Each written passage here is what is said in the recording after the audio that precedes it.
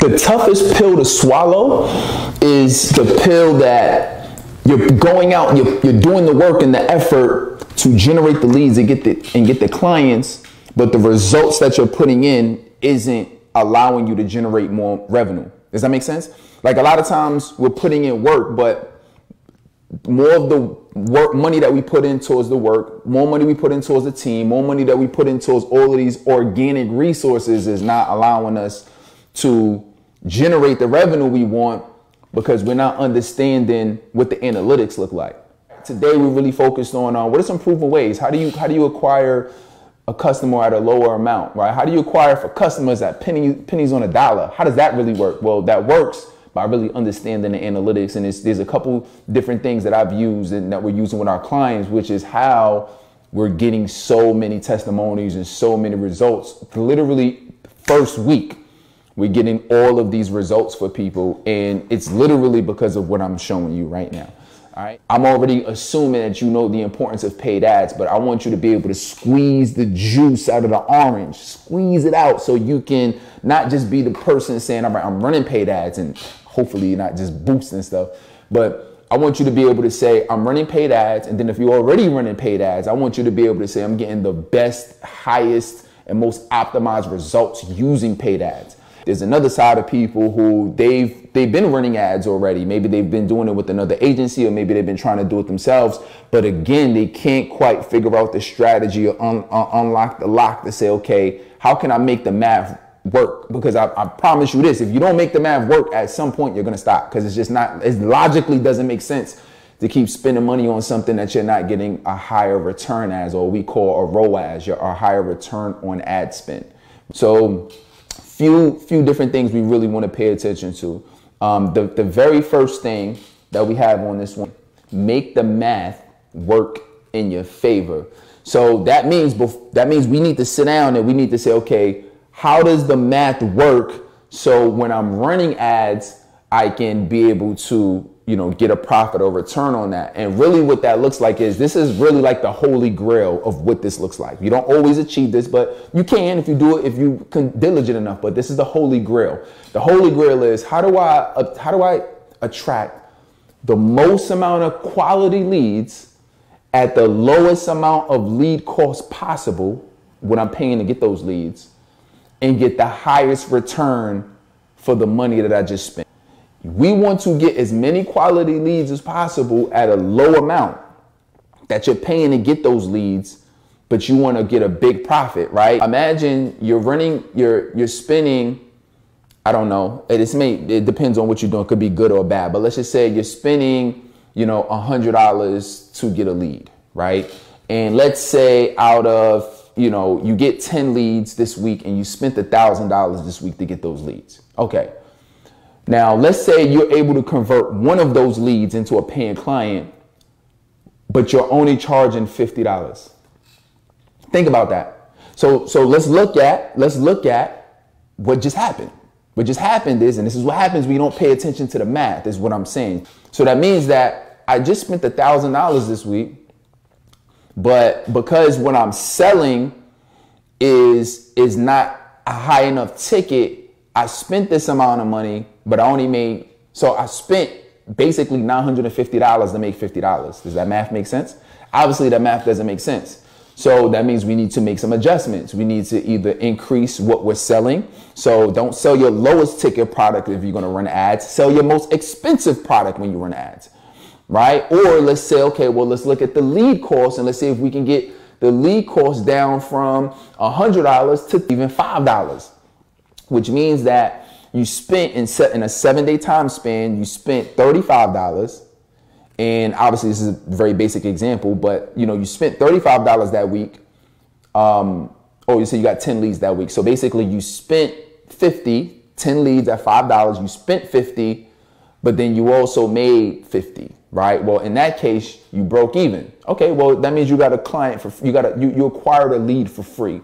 I think anybody would take quality leads for free. So at a minimum, okay, I broke even, but then you want to make sure that, you operate in a positive. So at that point, maybe even if you was doing, let's say like a $50 program, well, don't sell it monthly. Why don't you sell the yearly package and get a percentage of those people? So a yearly package, if it was a $50 program or whatever you're selling, well, that's $600 for the year. Well, then guess what? If you sold a $600 package, you would be positive now, which means that if I was getting leads for $5 instead of $100, I would be spending $50 that week, but I would be making $600, which means that I'm in the green, 505. That's because we're looking at the math and making it work. And that's why I say it's important to be able to strategize with this by yourself, or strategize like with us. We strategize with our clients, right? Like, so we have a different type of agency where, because I was a business coach before I started this and consultant, right? That's automatically incorporated when we rock with you and start running your ads, right? We're not just pressing buttons. We strategizing the ad campaign, but we also strategizing your business so it can make money for you. You know what I mean? Like we focus on building a long-term relationship, and I want to see you win for a long time, and I want to be able to build long-term relationships, as you know that, right? As you see, like this is what we focus on. But in order for that to happen, you got to know the math ahead of time. Right? It's make the math work in your favor. Now let's focus on test various types of campaigns, ad sets, and ads.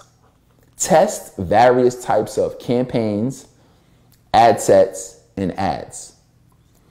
This is very important because we need to know what works, right?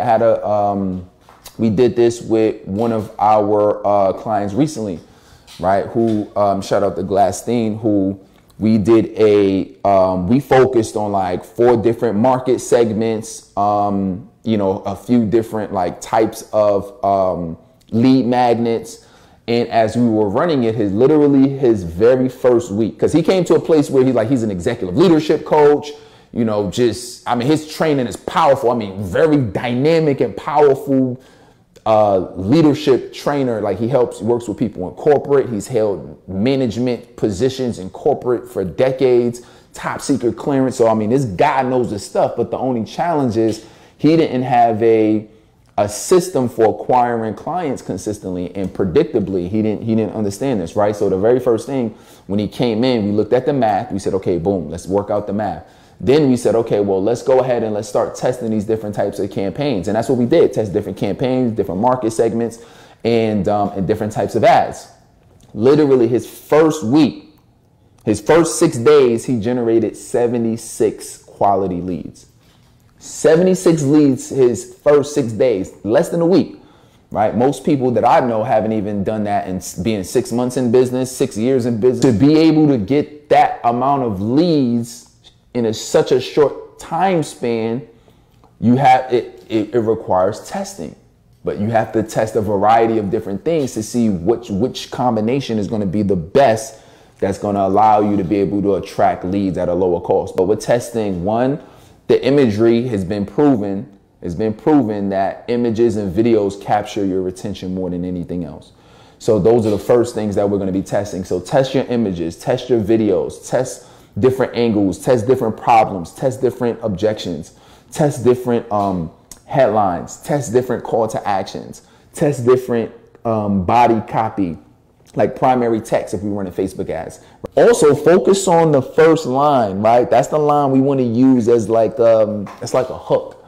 Another thing you can focus on is the type of lead magnet that you have, right? So so there was a few different lead magnets. We got one which was basically like a leadership checklist that we did, and then another one is an ebook, right? Like an ebook / workbook. Well, what are people going to be attracted to more? So test those things too. Like that's what I'm saying is you have to test, and what's the best one to start with, right? How do you know? But the thing is, minimum, you want to be able to test a variety of different campaigns, because you'll be able to see what your people are going to gravitate towards the most. And that's the thing, is that when you're running ads, it's more of a proactive approach to marketing as opposed to reactive, right? Reactive is, I'm going to keep posting organically on social media and expect people to reach out to me to get clients. Can't predict that, but I know if I spend a certain amount of money based on testing, I know that I'm generally going to get this amount of leads, and I know that I'm generally going to be able to close and get this amount of clients for my services, which is going to allow me to generate a certain amount of revenue.